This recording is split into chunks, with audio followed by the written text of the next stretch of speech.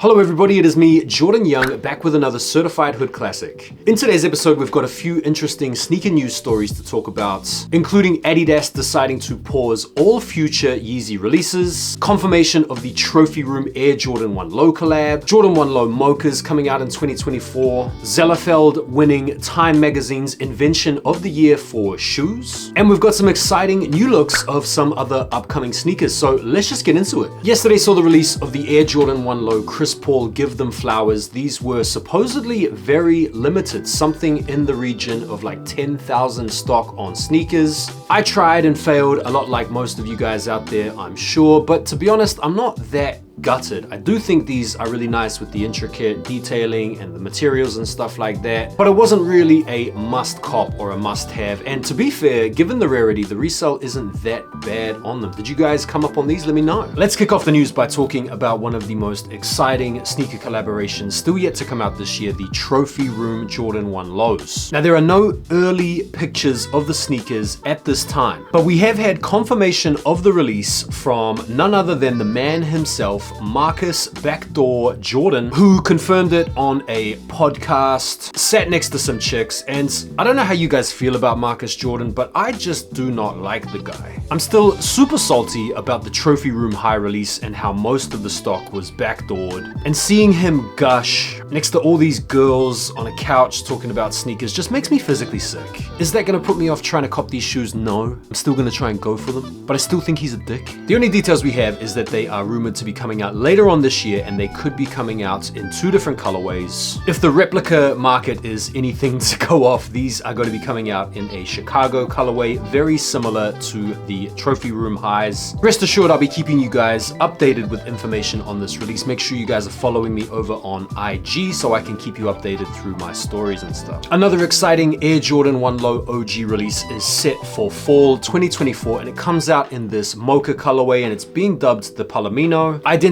color blocking to the mocha highs from a couple of years ago that have been probably one of the best colorways of the Jordan 1 High in recent times. All we have to go off at this time are these mock-ups, but these are looking clean, and if they do indeed release, will no doubt be one of the most hyped up Jordan 1 Lows that we've seen in some time. I think these are pretty nice, definitely a must cop. What do you guys think? We've had some on-foot looks of another exciting sneaker for 2024, the Air Jordan 3 Craft Ivory. These are dropping in March, and these are poised to join Jordan Brand's Craft collection, which I'm not overly sold on yet. It has a really elegant blend of ivory and gray mist and cream hues. Its defining feature is this tumbled leather that envelops the upper. Smooth leather mudguards and suede overlays on the toe and heel introduce this tactile and sort of visual contrast. These are going to be available in a full size run with a retail price tag of $210. Really nice colorway, really clean. I definitely prefer the Craft 3s to the Craft 4s if these are anything to go by. What do you guys think of these? Adidas's executive board have decided to pause all Yeezy releases. You guys will probably know that next month in November, we were set to see an influx of Yeezy models, including the Zebras and the Vermilion or the Red October version of the Foam Runners, and a plethora of other models. This would have been the 3rd Yeezy release we have seen since the brand decided to sell the remaining stock left over after the departure from the relationship with Ye. But according to a memo, a report that has been leaked, they say they will not do a new drop for the remainder of the year, both for our internal e-com and retail as well as wholesale, adding we will not be shipping out any new stock. This is where the information ends and the speculation begins. Some reports have suggested that the reason that Adidas have chosen to pause this is because of the ongoing conflict between Israel and Hamas. After all, it was Ye's anti-Semitic remarks and his doubling down of anti-Jewish rhetoric that brought about the split in the first place. Other more speculative accounts have suggested that it's because Ye has an album dropping in November, and the concurrent timing of the Yeezy release could be perceived as extra marketing for Ye. Whichever way you want to spin it or interpret it, there will be no more Yeezys going forward at this point, which brings about the question,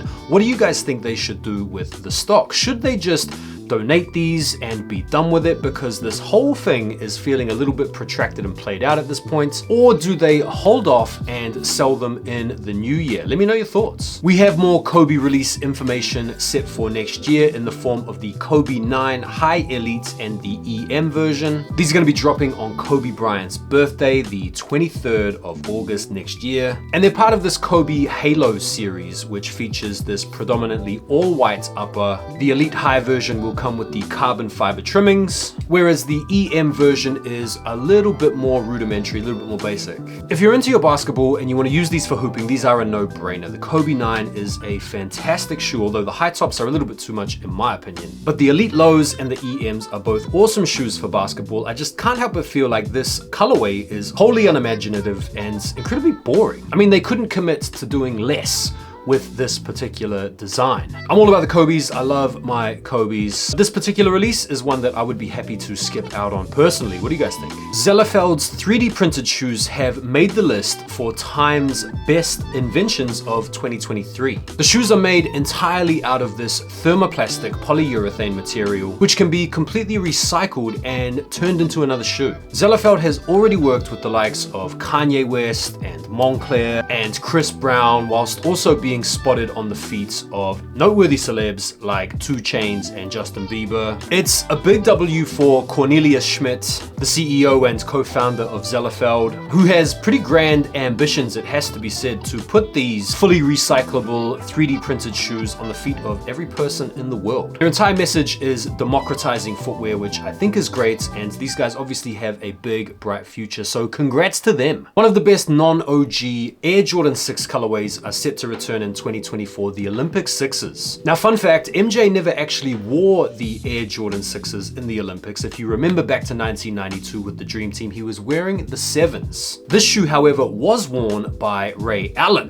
in the 2000 Olympic Games and sports the predominantly white, blue, and red color motif after the Dream Team uniform, and for a lot of people are some of the best Air Jordan 6s of all time. I personally don't really think they are it. I've never been a huge fan of the Olympic 6s, and let's face it, these, when they do drop next year, are going to sit. Still a cool shoe though. What do you guys think? I've also been hearing some rumors that we are going to be seeing the Nike Air Tech Challenge 2 return in 2024 in the Hot Lava colorway. It looks like Nike are really trying to rekindle some of the golden era Nike tennis shoes, what with the return of the Mac Attack this year and potentially the Air Tech Challenge 2 next year. And according to sources like Sneaker Files, the classic is reported to feature a color palette steeped in shades of pale ivory and phantom, hinting at a possible pre-aged vintage aesthetic. Should this be the case, it draws some pretty hefty parallels with Jordan Brand's Reimagined line. Do you guys want to see a reimagined Air Tech Challenge 2? Let me know. Nike have found a way to make all of the kids out there go bananas for the upcoming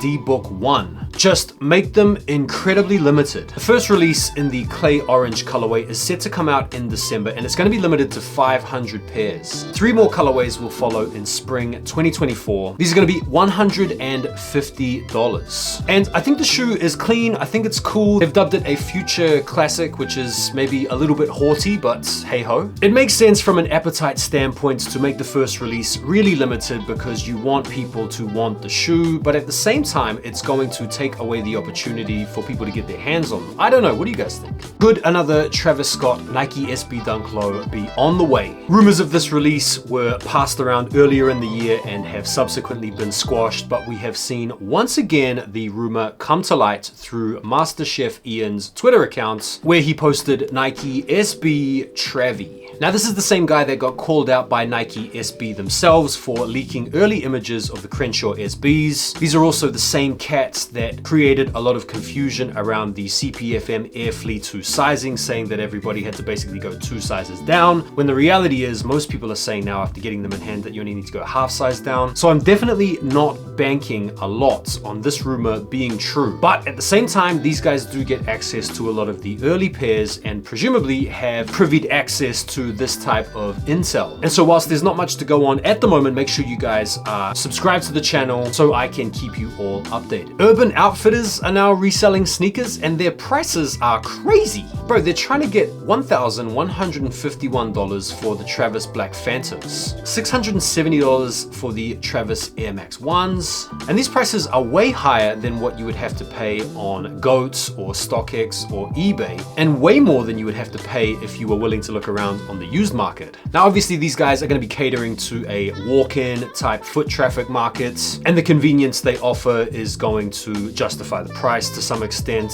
And to be honest, it's not like it's novel. Other brands like PacSun have done this in the past, but it's just interesting in a time where reselling is kind of on the decline and seemingly disintegrating that other big retailers are picking up the option at this point. I don't know, what do you guys think? And finally today, we've seen some more detailed looks of the Air Jordan 4 sale set to come out on the 16th of March next year. This is a woman's release, so expect the size run to go up to a 12 or a US 10.5 men's. And they look pretty clean, man. Kind of giving me pure money-ish type vibes. Quality looks pretty decent. It's a good looking shoe. But I've said it before, this is going to be the second or third or maybe even the fourth instantiation of a sale colorway on an Air Jordan 4 for women. And so I'm wondering if they maybe couldn't have thought of doing something else. Maybe like a retro of the Mist Blues or something wouldn't go amiss, or the Tour Yellows or something, rather than another rehash of a woman's sale. What do you guys think? And that is it for today's episode. Thank you guys so much for watching the video. Don't forget to like the video before you bounce and drop a comment underneath and let me know what you thought. I'll see you guys on the next one. Take care for now and peace.